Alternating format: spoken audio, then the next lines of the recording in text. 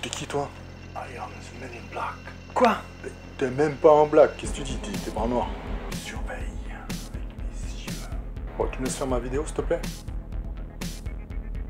Fais gaffe. Ouais.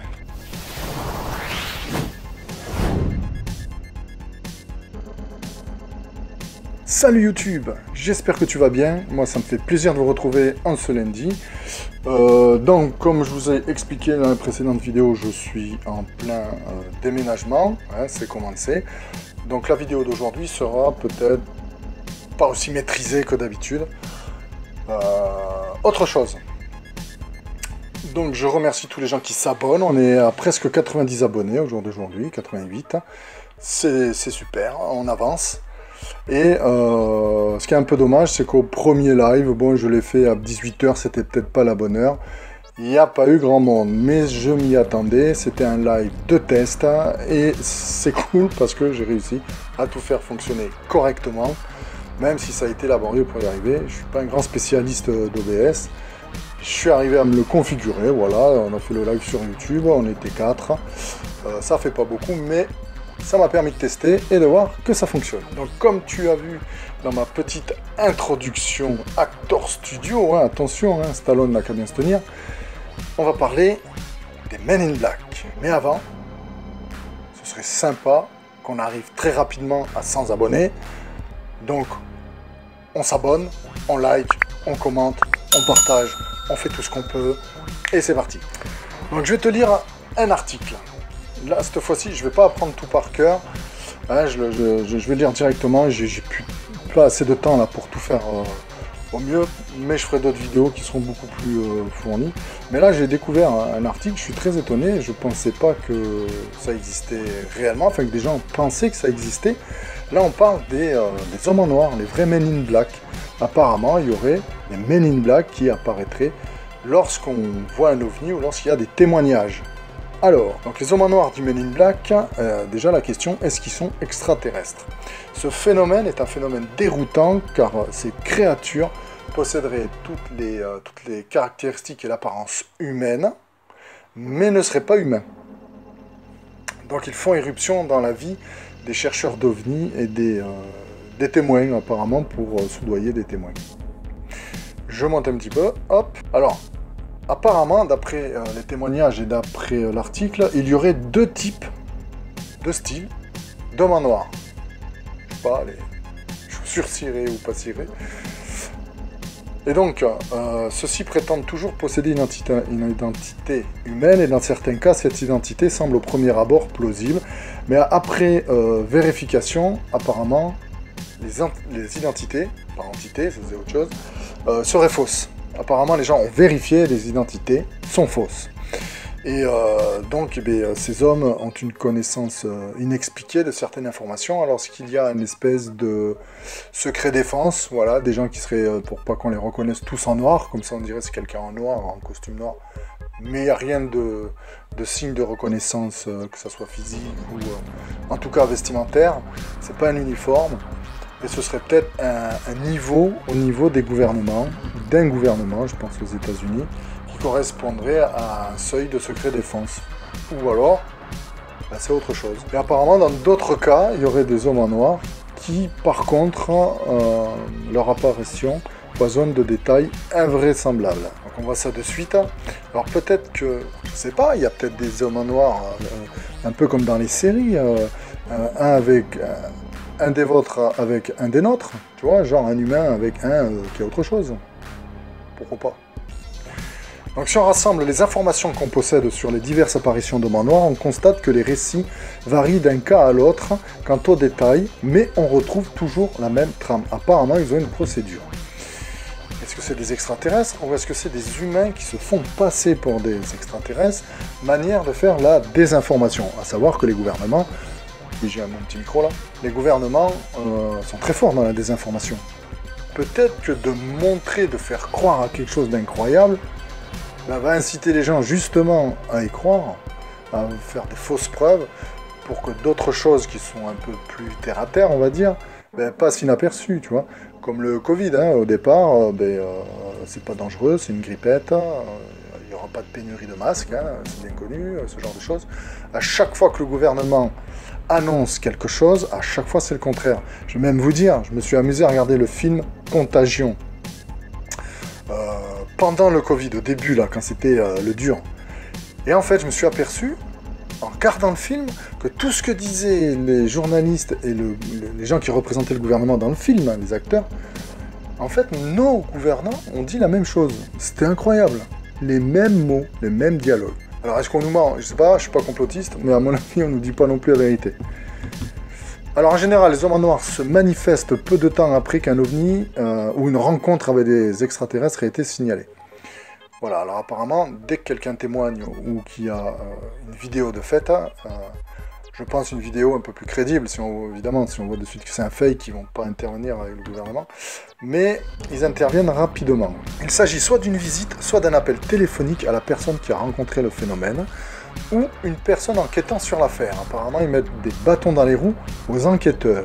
Je sais pas si ça t'est arrivé, si toi tu fais des enquêtes ou si tu fais des urbex, des choses comme ça, peut-être que tu as eu des ennuis à la justice, peut-être qu'il y a eu quelque chose qui a fait que ça t'a ralenti dans ton enquête. N'hésite pas, parle-en en commentaire, on va débattre là-dessus. C'est vraiment quelque chose de très intéressant, ça. C'est bien ancré dans la réalité en plus.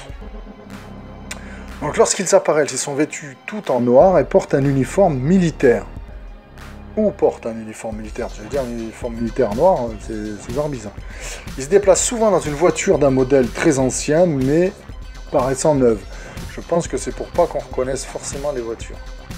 Certains hommes en noir présentent des papiers d'identité, mais ceux-ci s'avèrent toujours faux par la suite. En même temps, si le gouvernement t'envoie des types pour enquêter sur des trucs sans qu'ils veulent que ça se sache, bah, ils sont aptes à faire des faux papiers hein, pour que tu aies une fausse piste en fait. Voilà, je pense que c'est le b.a.-ba d'un espion de base, papier. Donc les hommes en noir semblent toujours posséder des renseignements détaillés concernant la victime et l'expérience qu'elle a vécue, renseignements connus de la victime seule. Bon, à l'ère de Facebook, Instagram, Twitter, YouTube, tout ce que tu veux, bah, tu tapes le nom de quelqu'un dans Google, tu as quand même pas mal de renseignements. Bon, c'est assez facile, hein, mais la police elle-même, dans les enquêtes, quand tu vois un reportage, te dit leur première ressource d'information, c'est Facebook. Ouais, tu peux pas sortir d'une école d'ingénieur. Donc étant donné que la visite intervient la plupart du temps quelques heures seulement après l'incident de l'OVNI, comment font-ils pour obtenir ces renseignements si rapidement? Bon, en même temps, si tu postes sur Instagram, à la limite tu vois un truc, tu es en train de filmer, tu postes. Si c'est un avion expérimental ou quelque chose qu'il ne faut pas qu'on sache, forcément ils ont des ordinateurs avec des mots-clés et ils vont très rapidement, voilà, dans les heures qui suivent, effectivement, savoir que tu as mis ça sur ton compte. Ils vont intervenir, il ne faut pas être parano, mais on est déjà surveillé de toute façon. Quand tu vois en Chine avec le Covid, ils ont absolument tout le monde a une application, on sait qui a le Covid, où il se déplace, etc. Et je crois que toute la population d'ailleurs est sur cette application où tu peux savoir si tu vas le croiser ou pas. Tout le monde est fiché, hein, ils n'ont même pas le droit à Internet, ils sont obligés de faire des suspens là. Alors, qui sont ces hommes en noir? Certaines personnes pensent qu'il s'agirait d'agents d'une section spéciale du gouvernement, voilà, donc c'est logique, et d'autres qu'il s'agirait de créatures non humaines, de par leur démarche et manière quelque peu étrange par moment. Bon, après, si tu te bases juste sur l'attitude des gens pour dire qu'il n'est pas humain, je peux te dire qu'il y en a un paquet, je peux dire qu'ils sont pas humains, il y en a beaucoup. Je sais pas si je suis pas compris dedans.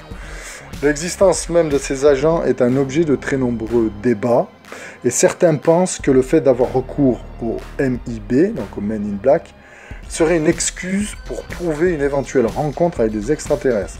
Mais il reste très difficile de savoir dans quel cas cela s'est produit. Effectivement, ça va être difficile de dire si c'est des humains ou pas. Bon, tu vas pas ouvrir le gars, faire une autopsie.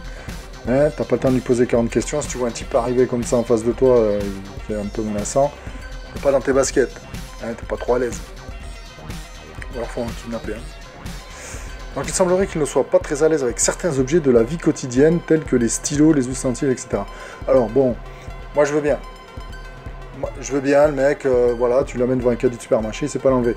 Mais admettons que c'est des aliens. Franchement, un mec qui traverse l'univers, il peut pas tirer un stylo. Toi, si on te met sur une planète, qu'on te donne un truc, tu vas pas cliquer, toucher, voir s'il écrit, qu'est-ce que c'est, ça téléphone ou quoi. T'es pas capable. Tu peux gérer un ordi, mais pas un stylo. Faut pas nous prendre pour les jambons non plus, faut pas exagérer. Donc de plus, leurs habits, leurs voitures et leur langage semblent comme sortis d'une autre époque. Langage qui pour certaines personnes donne l'impression d'un langage électronique. Ah, t'imagines? Le gars il parle, il fait des bits. Il fait des 0 et des 1. Il parle en binaire. 0, 1, 1, 0, 0, 0, 0, 2, 2, 1. Tu fais une faute d'orthographe en binaire. Il met un 2. Selon certains ufologues, les seules personnes ayant accès à ce genre d'informations sont des agents secrets du gouvernement.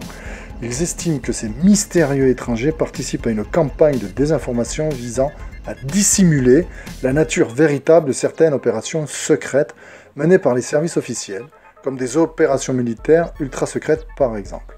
Par ailleurs, un certain nombre d'ufologues sont convaincus que le gouvernement cherche à empêcher la population de découvrir la vérité sur les ovnis. Il y a un truc énorme, tu prends Roswell, tu fais croire à un accident d'ovni, tu fais croire qu'il y a quelque chose.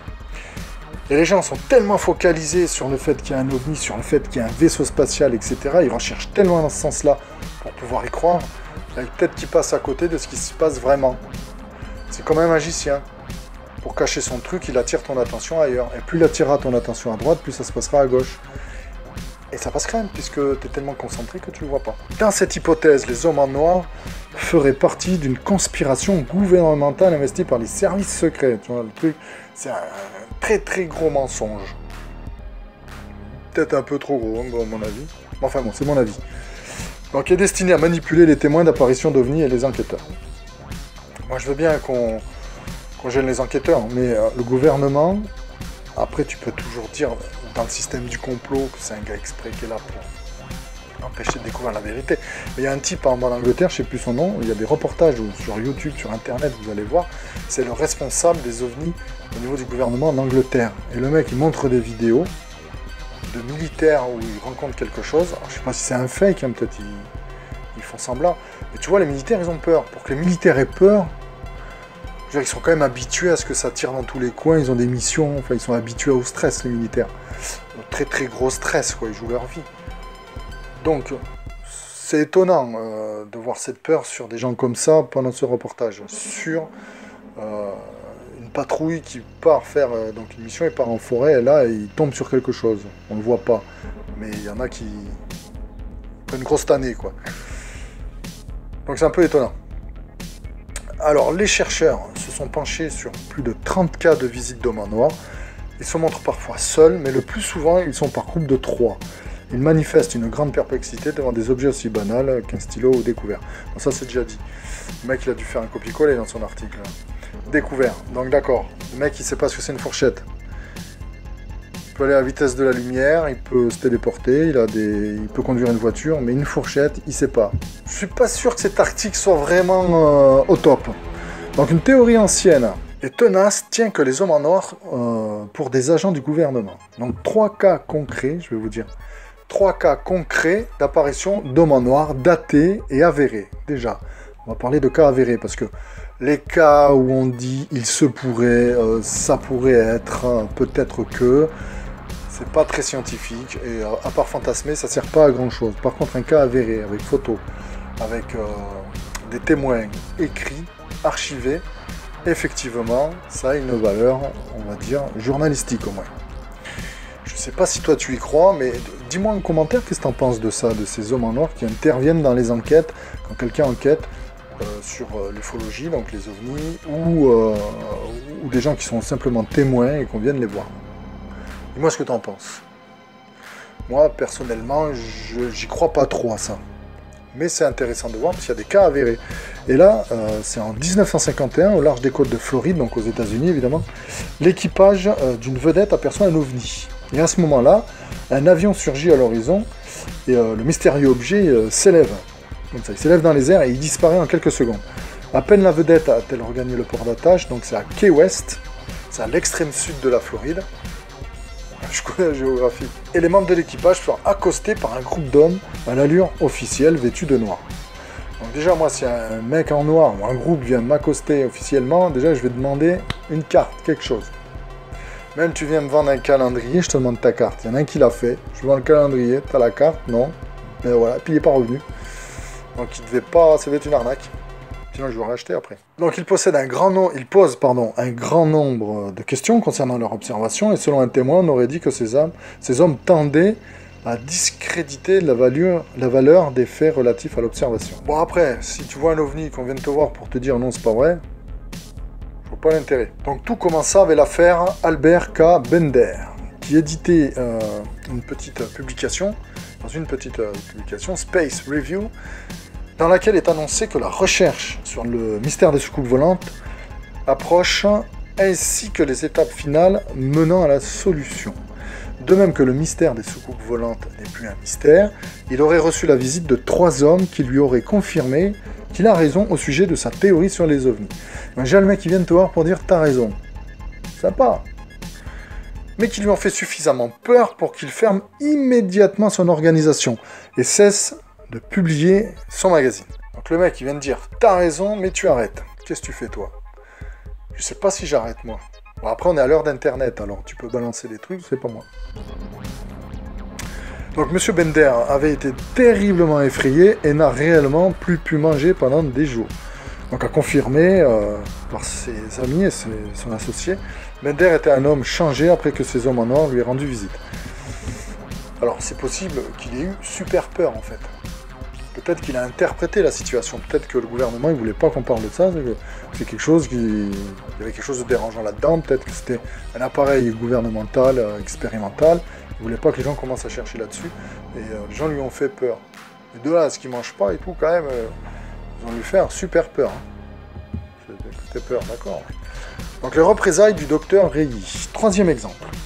Donc le docteur Reilly H. Crabb, directeur de la Borderlands Science Research Foundation Incorporation, t'as un titre con, il fait 10 km. Donc de Vista en Californie. Dès qu'il reçut la lettre d'un ami lui certifiant avoir été témoin avec un collègue d'un décollage d'OVNI, donc évidemment toujours pareil, le docteur Crabb fut constamment harcelé au téléphone. Sans cesse, une voix masculine lui conseillait de ne pas rendre public le témoignage de son ami. Ensuite, il échappa de justesse à un attentat sous les roues d'une limousine noire. Peu après, un individu fit feu sur lui, on lui tire dessus, carrément, on lui tire dessus, alors qu'il prenait un café dans son local habituel. Pour couronner le tout, sa maladie entraîna la perte de son emploi à l'université. Il connut par la suite de graves soucis familiaux et tous ces déboires entraînèrent, la fin de compte, le départ de son épouse. Il faut mettre 2 choses, je pense. D'un côté, bon, peut-être qu'il a été menacé, stressé, etc. Mais de l'autre, s'il est malade, puis aux États-Unis, ils sont sans pitié, hein, c'est des rats. Tu peux pas travailler, t'es pas payé, on te fout dehors. Voilà, point. Et peut-être que son épouse, ben là-bas, ils ont quand même besoin d'argent et elle voulait pas vivre comme ça et que du coup, ben, elle est partie. Et ça, c'est peut-être dû à sa maladie, pas au fait qu'on l'ait menacé. Voilà, d'un autre côté, on l'a peut-être menacé. C'est peut-être le fait d'avoir peur qui fait qu'il tombe malade. Mais là, j'ai l'impression qu'il y a un gros amalgame quand même. Alors, est-ce qu'il faut y croire ? Donc la faiblesse de cette théorie réside dans le fait que les vagues menaces proférées par les hommes en or ne sont jamais mises à exécution. En effet, ceux qui ont refusé, parce qu'apparemment il y en a qui ont refusé de se conformer à leur instruction, ils n'ont jamais été inquiétés. Peut-être c'est juste une intimidation. Parce que quand il y a mort, si vraiment il te menace de mort qu'on te tue, c'est peut-être pas si facile que ça de cacher le pourquoi. Hein. Si la famille met le nez dedans, plusieurs personnes mettent le nez dedans, c'est pas facile de cacher... d'empêcher des enquêtes. Donc les MIB, agents humains ou extraterrestres, la réponse ne nous parviendra peut-être jamais, tant le manque de preuves est quasi total. Bon, à part ces 3 témoignages, apparemment, il n'y a pas grand-chose. Tout ce qu'on a, ce sont les témoignages des personnes qui l'ont rencontré. Mais évidemment, c'est faible. Donc ils auraient très facilement pu faire appel à cette histoire pour donner plus de crédit à une observation à laquelle ils auraient été témoins. Il ne reste plus qu'à attendre et espérer qu'un jour, des preuves plus concrètes nous parviennent. Alors c'est vrai que beaucoup de gens croient aux ovnis, c'est vrai qu'il y a des enlèvements, il y a des gens qui vivent des traumatismes et qui effectivement après un enlèvement, voilà, ils appellent ça comme ça, une impulsion, je sais plus, il y a un mot barbare, j'en ai parlé dans une précédente vidéo, et c'est vrai que les gens en ressortent changés, ils sont traumatisés. Alors, toujours pareil, est-ce que c'est le gouvernement qui, sous couvert d'aliens, et de psychotropes, etc., des drogues, font délirer les gens pour leur faire des expériences, peut-être, parce que, quelque raison que ce soit, on peut tout imaginer, hein, que la Terre va mourir, on essaye de transformer les gens, ou au contraire, on essaye de trouver quelque chose pour être immortel, je ne sais pas. Il y a tellement de choses qu'on ne nous dit pas quand on voit des expériences faites sur les animaux, déjà sur le clonage, etc. C'est éthique, on le fera pas. Non, non, 2 mois après, tu as une chèvre, un cochon, enfin tout un tas de choses qui sont clonées. Tu sais pas si tu bouffes pas du cloné d'ailleurs. Et donc voilà, comment savoir si c'est vrai ou pas? Je sais pas, dites-moi ce que vous en pensez. Le mystère reste entier, et moi je vous dis à lundi pour un autre article. Bye.